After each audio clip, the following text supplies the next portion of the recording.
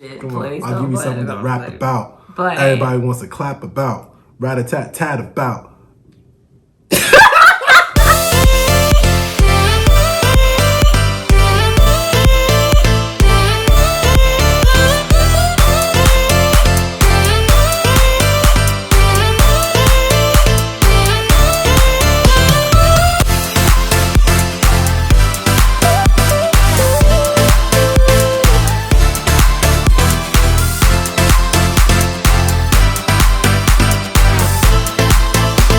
What's up, y'all? It's your favorite two. We back at it again. It's your girl Freddie and Darno. Sorry, y'all. We've been gone for a while. We had to get some things straight on our end, you know. We're gonna start a new segment called Real Talk. So if you have the time to watch this video, catch yourself some W, go for it. So we're here to talk about marriage. Yes, marriage has been such a big topic. Specifically, when I'm preparing myself or I'm working on myself for marriage. No such thing. Right. No such thing. Why do you feel that way? Because there's just no such thing. You can't prepare yourself for something that you don't know about, something that you gain and walk a journey with the other individual, your significant other. There's nobody you could call and say, yo, how did you get from A to Z in marriage? Nobody knows. Marriage is really having two broken people come together as one. From my perspective, I feel that's primarily what the problem is that each person comes to the table with something, you know, with something that's contaminated. Everybody has something they need to work on. Communications, emotions, attitude, physical appearance, you know, just how you process certain things, or, you know, just your everyday life, you know, or finances. You know, sometimes you don't want to bring that baggage in, but it comes with you regardless whether you want it or not. And sometimes you can control it and sometimes you can't.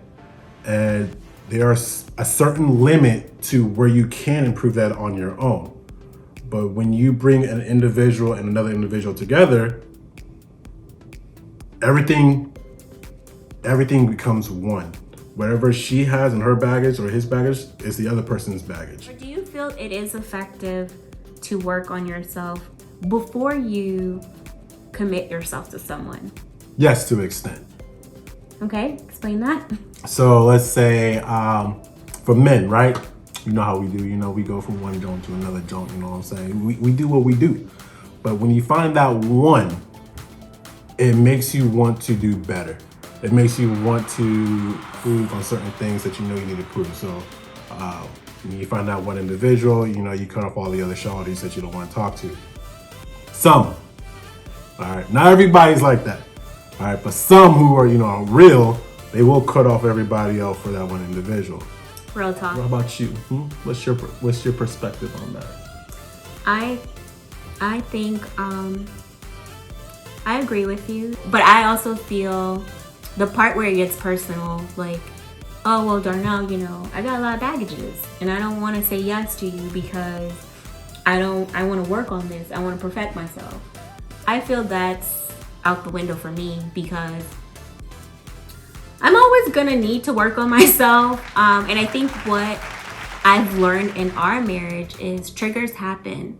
So I may have worked on myself and I may have thought, you know, tons of triggers, but I still love her regardless. It's hard to say I'm gonna put my life on hold with you to work on that, because no matter how hard I've worked on myself or try to perfect myself, I will never be perfect. That's number one. And number two, triggers will always happen. Even if I don't know I'm gonna be triggered. Getting married doesn't mean I'm perfect, you're perfect, let's get married. You'll never be perfect in a marriage. No matter how many years you've been, 50, 40, 10, 15, 3. No. You'll never be perfect. It's always a learning experience. It's always a progression. Dispute. It's always moving up.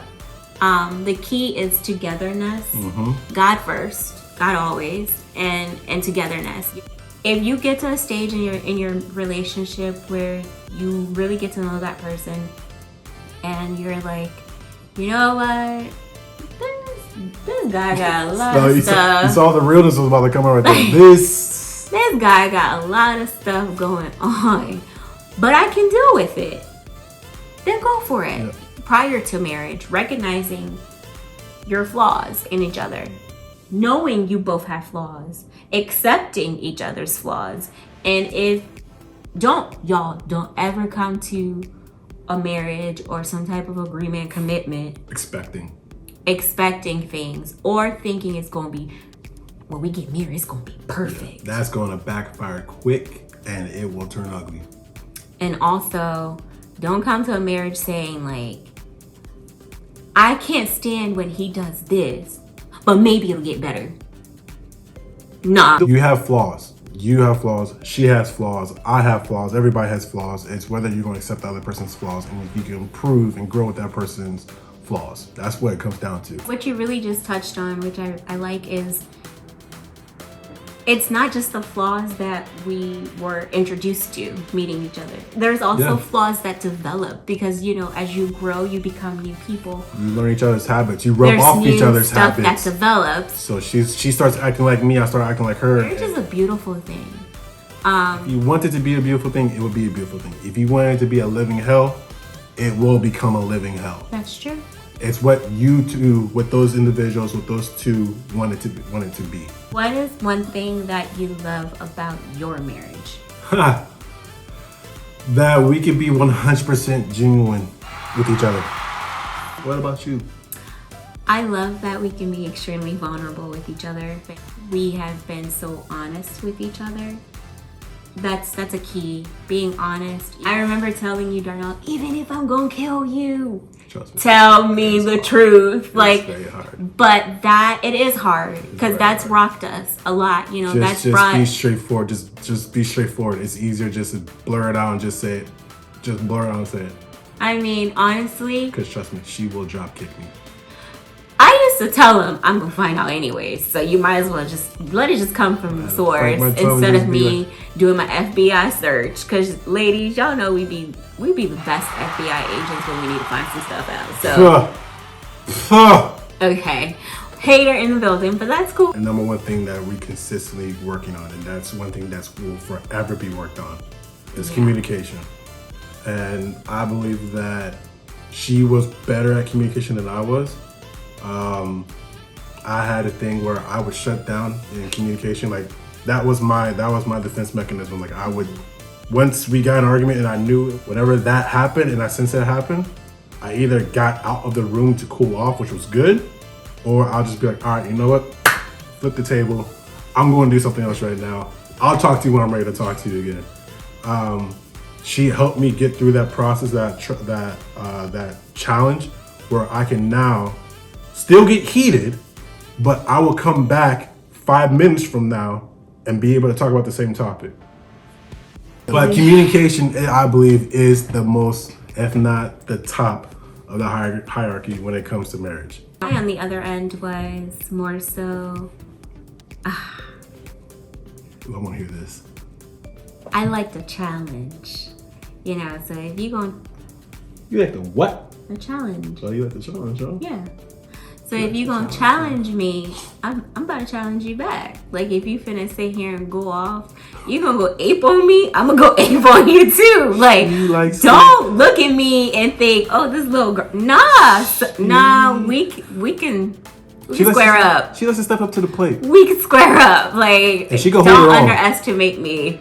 So that was something that, you know, I had to work on and humble myself. Submit myself. And this is when you hear me bring Jesus into it, because if it wasn't for Jesus, you see that clapping? That's that sass that's slowly trying to come out. Ultimately, figuring out if you want to marry somebody or not kind of boils down to, can I deal with your mess for the rest of my life? And if you're sitting here saying, nah, she ain't that bad enough. She dealt with my mess. And trust me, I'm a messy person. Then in public. Stop wasting your time. Go live your best life. Someone else will come up who you will be able to deal with their mess. But if you're looking at someone and you like, dang, he hella messy, but I can put up with this because the good very much outweighs the bad, then start your life together. Especially when you can pull that one thing out of her that she didn't know that she had or he has. Yo, that whole thing is going to change your whole life. You do find your special person that, like, yo, I could kick it with Which you. everybody will, because everybody has one out there. Everybody has one. Every single person, individual has It's one. like, I could kick it with you in your highs and your lows. Yep. Like, I love doing marriage with you, Darnell, because I love doing life with you. I love growing with you. I love exploring things with you. I love knowing that no matter what I go through in life, like, I have a real one. Also say, you got a real one when they don't try to act cute in front of you, or like they're willing to cry with you. Or let me drop this gem. When I first met Darnell, this is how I knew I had a real one, okay? I had said to him, Darnell, I have a lot of packages. I don't think you can handle me. And this wasn't to be cute, like, I'm bad, no. This was like, I have a lot of like issues, a lot of things that I need to explore in my personal life, in my relationships. And I don't want to put you through that. I don't want you to have to deal with that. Because I actually looked at Darnell and his like whole life as perfect. I didn't know what was behind the scenes at the time. And not to say it was bad, but... She did not know my background. But just saying at first glance of your life, I thought, wow, this perfect guy. I said to him, I said, I don't know if I want to do this with you, because I don't want to I have a lot of baggages, and I don't want you to have to deal with it. Do you remember what you said? Yep. What'd you say? And let y'all know, Google helped me out with this answer. I gotta get my thoughts together because you're making me laugh. I said, nah, baby.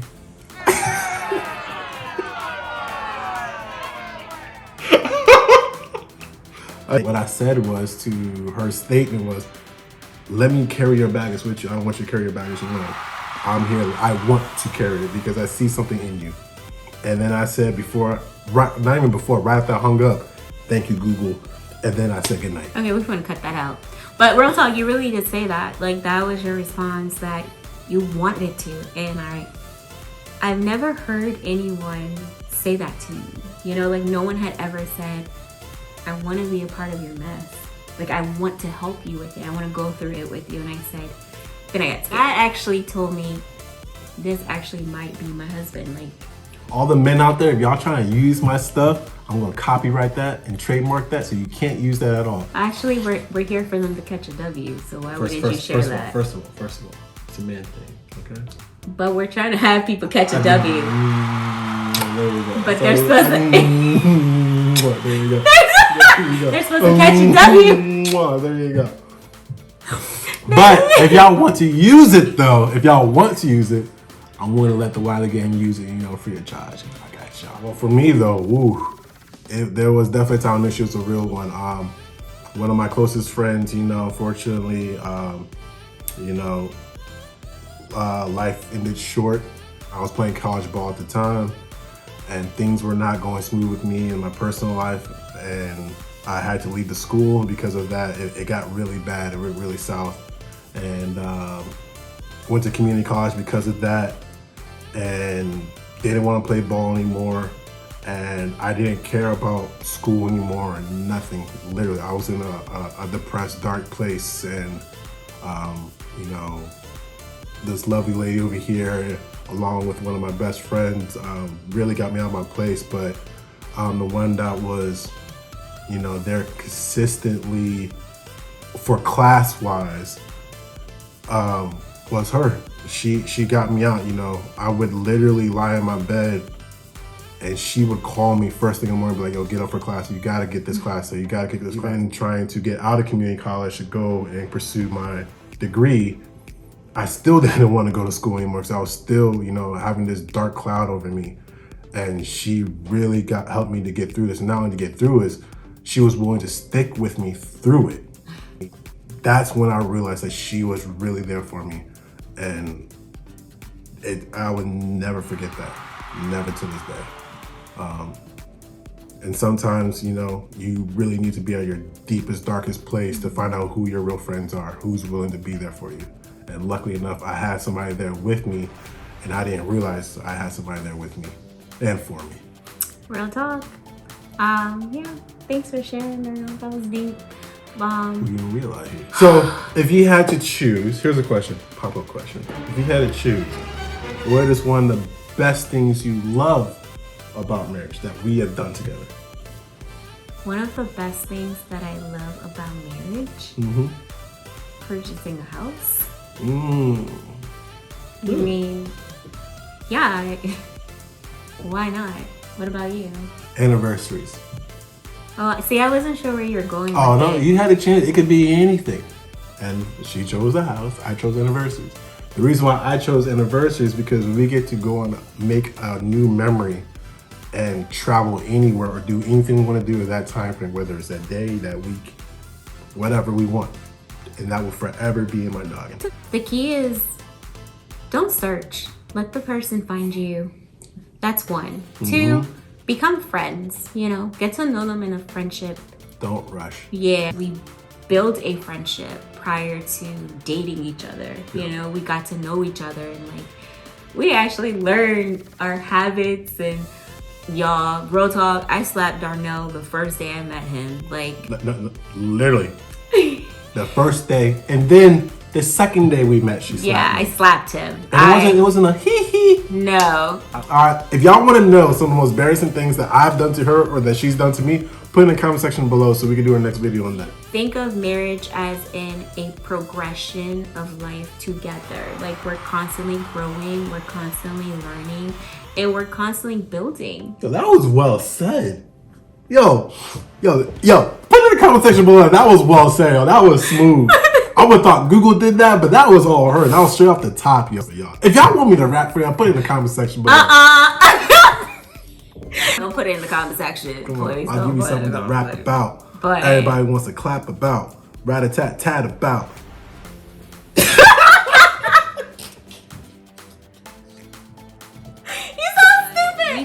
We just want to start our first, you know, real talk with the marriage, the prep marriage talk. With the Wiley gang. With the Wiley gang. Yeah, let us know if you want, you know, another video relating to this. Come on, like, comment, subscribe, hit that bell for the notification when the next video is. And until next time, we out. Let's get those W's, Wiley gang.